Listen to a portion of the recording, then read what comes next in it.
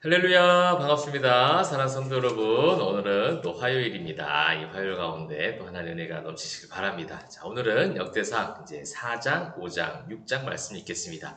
어제에 이어서 계속해서 이어지는 사람들이 많이 소개되어지고 있는 부분, 좀 지루할 수 있는 부분이지만 어제 말씀드렸던 것처럼 그 인물들 하나하나 잘 좀 보시고 정독하시고요. 앞서서 성경에서 나왔던 낯익은 인물이 나오면 한 번 더 기억해 보시고 또 하나님이 그 가운데 어떻게 섭리하셨는지, 그에게 은혜로 이끄셨는지, 아니면 그의 어떤 죄악으로 말미암아 하나님께서 책망을 하셨는지, 이런 부분들 잘 회상하시고 나의 삶으로 계속 적용하는 부분들을 감당하시면 좋겠습니다.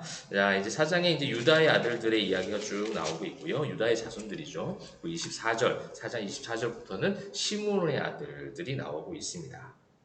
그리고 5장은 어제 잠시 제가 언급했던 것처럼 이스라엘의 장자 르우벤 아들, 르우벤이라고 하지 않고 이스라엘 장자, 그런데 장자지만 소개되어지는 부분들은 순서로서 좀 밀려가 있는 그런 모습이 나오죠. 장자지만 밀려나 있습니다. 왜? 보니까 르우벤은 장자라도 그의 아버지의 친상을 더럽혔으므로 장자의 명분이 이스라엘의 아들 요셉의 자손에게로 돌아가서 족보의 장자의 명분대로 기록되지 못하였느니라. 아무리 자리는 장자지만 거기에 맞지 않는 명분이 거기에 이제 장자의 명분에 맞지 않는 걸맞지 않은 그런 죄악을 저질렀기에 하나님은 단호하게 그를 뒷순서로 밀려나게 하시는 것이죠.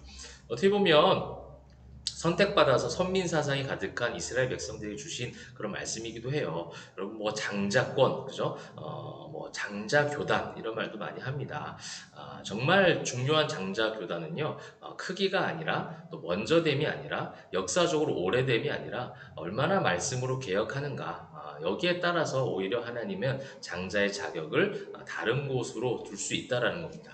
그래서 우리가 이러한 부분들을 좀 잘 생각하시면 좋겠어요. 교회 생활 오래 하다 보면 직분으로도 직분 맡으신 분들 특별히 그런 부분들이 많이 있습니다. 순서를 따지죠. 그것이 계급화가 되고 레벨화가 되어지는 그런 어떤 안타까움들이 있습니다. 성경의 어떤 관점 달라요. 먼저 된 자가 나중될 수도 있습니다.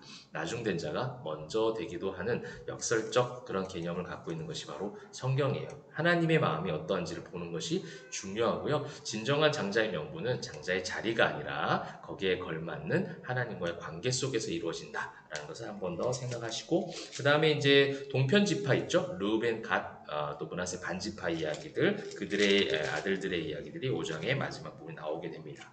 그리고 이제 6장에는요, 레위의 아들들은 게르손과 그핫과 므랄이다. 이제 레위 자손 아들들이 쭉 나오고 있죠. 그러면서 6장에서 제가 좀 봤던 어떤 신앙적 관점은요, 성읍들이 나와요. 성읍. 그러니까 레위인들은 자신들이 가질 수 있는 땅은 없어요. 땅을 분배받지 못했다라는 것은 이전에 우리가 계속해서 성경 읽어오면서 보신 부분일 겁니다.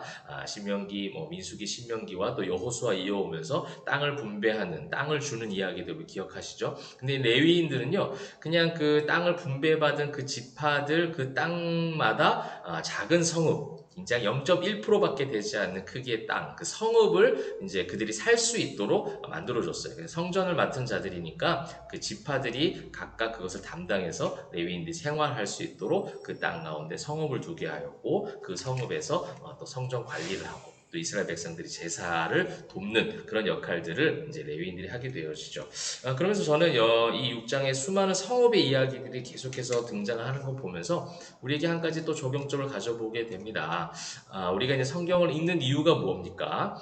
우리가 성경을 읽고 우리 자신이 하나님 앞에 말씀으로 개혁되어지고 변화되어진 것이죠. 그 변화된 성도들이 어떻게 하는 거예요? 교회 안에만 있는 것이 아니라 세상 속으로 나가는 거예요. 세상에서 그리스도인으로 선한 영향력을 끼쳐서 나를 변화시킨 복음이 그들에게도 전해질 수 있도록 자연스럽게. 그래서 인간적인 강압적 방법이 아니라 어떤 이벤트로 프로그램으로 전도하는 것이 아니라 나의 삶으로, 나의 언어로, 나의 나의 모든 언어, 행실, 모든 것을 다 통틀어서 그 삶 속에서 하나님을 믿는 사람다운 모습을 보여주는 것이죠. 그러니까 레위인들이 그들의 지파들 한가운데 성읍을 다 두어서서 그들의 삶의 현장의 한 중심 가운데 있는 거예요. 그러면서 그들에게 신앙의 지도를 돕는 것이죠. 제사를 돕는 거예요. 마찬가지라는 겁니다. 우리 영적 레위인 된 우리 모든 성도들, 저와 여러분들이요, 교회 안에서만 이제 그렇게 환호하고 교회 안에서만 서로 만족하고 기뻐하는 것, 물론 다 좋습니다. 교회 안에서 기뻐하고 만족해야죠. 근데 그것으로 자꾸 그치게 만드는 사단의 유혹이 있다라는 거예요. 그것을 만족하게 하는 거죠. 우리 교회 좋아, 이것으로 만족하게 하는 거예요. 우리 교회가 좋은 이유, 우리 교회가 행복한 이유, 우리 교회의 모임이 너무나도 하나님 앞에서 너무 자랑스러운 이유는 무엇이냐면 그 모임에서 힘을 얻어서 세상 속으로 나아가게 되어지는 것이고, 그 세상 속으로 나아가 그 복음의 능력을 펼칠 줄 아는 교회와 성도가 될 때 그 정말 교회 모임과 성도들의 모임은 가치가 있는 것이고 하나님께서 기뻐 받으시는 모습이 된다는 거예요. 레위인들이 성읍이 있는데 그 성읍을 준 이유는 그 땅에 있는 그 지파들의 제사와 그들의 신앙을 지도하고 그들의 신앙적인 부분들을 이끌어가준 역할들을 해야 되잖아요. 근데 그 역할들을 하지 않는다면 그 성읍은 결국 자기의 배를 채워가고 배를 불리는 그런 통로밖에 되지 않는다는 겁니다. 여러분, 우리가 교회 생활, 교회를 다니는 신앙 생활들이 그렇게 되어버린다면 그냥 단순히 나의 마음을 조금 좋게 만드는, 마치 명상을 해서 마음을 편안하게 만드는 그런 어떤 관점으로, 또 나의 어떤 의를 채워가는 그런 통로로 교회를 또 성도들과의 관계를 그렇게 이용하는 분들도 참 많이 있거든요. 그런 종교인이 되지 않기를 바랍니다. 우리가 교회 생활하는 이유, 성도 간의 교제가 아름다운 이유는 무엇이냐면 결국 궁극적으로 그 힘을 가지고 세상 속으로, 세상의 성읍으로 뛰어들어가야 돼요. 거기서 여러분들이 맡겨진 학업, 여러분들이 맡겨진 직장의 일들, 사업의 일들, 여러분과 만나는 모든 관계 속에서 여러분들을 통해서 예수 그리스도가 드러나고 보여질 수 있도록 그렇게 여러분 묵상하고 또 적용하시면 좋을 것 같습니다. 4, 5, 6장 별로 어렵지 않으면서도 지루하게 만들 수 있는 그런 어떤 많은 사람들의 이야기, 사람의 모르는 낯선 이름들이 많이 등장하지만 그 속에서 역사를 주관하셨던 하나님, 그리고 레위인들에게 주셨던 그 사명, 이것을 여러분 잘 생각하셔서 이번 일상 가운데 보내는 여러분들의 모든 삶의 환경과 초소와 시간들 속에 복음이 전해지는 축복의 통로들이 다 되시기를 주님의 이름으로 축원합니다. 기도하겠습니다.